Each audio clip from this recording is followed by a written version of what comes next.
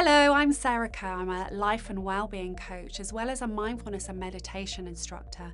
And I've been invited today by Cognito to share tips, tools and strategies to help you with your work-life balance so that you get to stress less and enjoy more. As we know, life can be very stressful and it can be really stressful leading up to Christmas. So I want to just share with you today some of the red flags that might appear when you start to feel things getting a little bit out of balance. So as we know, stress can come at us at any time and life is really hectic anyway, let alone Christmas around the corner. Before we get into tips, tools and strategies, I really would love to talk to you about identifying how stress shows up for you.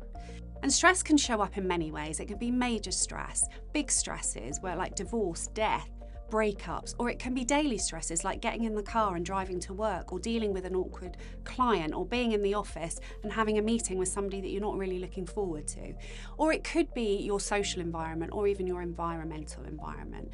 And it shows up in us in many different ways. It could be what we're thinking. So it could be that when our thinking isn't very good. It could be that our memory is fading a little bit, or we can't remember details of an email that was sent, or somebody was on the phone and suddenly you remember what it is you want to say.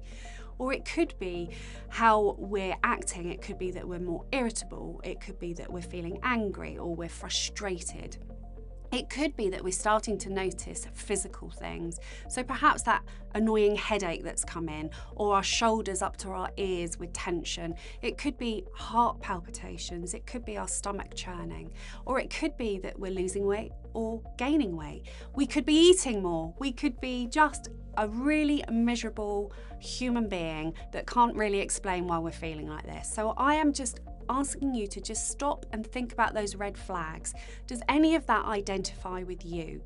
Do you feel any of those things come up for you? Because it's really key that we actually notice it. Some of you might have heard the phrase stress response. And what that is when there is a danger or a perceived danger, our minds will go to, or our brain thinks there's a saber-toothed tiger in the room. But it could be that you've had a really awkward conversation with a client, or an email's come in that's really rocked you, or even a text message or something on social media. So the brain doesn't always know the difference between real life danger and stress that comes in. So it's really important that we identify when we're in fight, flight, freeze, because our body's way of fighting would be sort of getting perhaps angry with a colleague.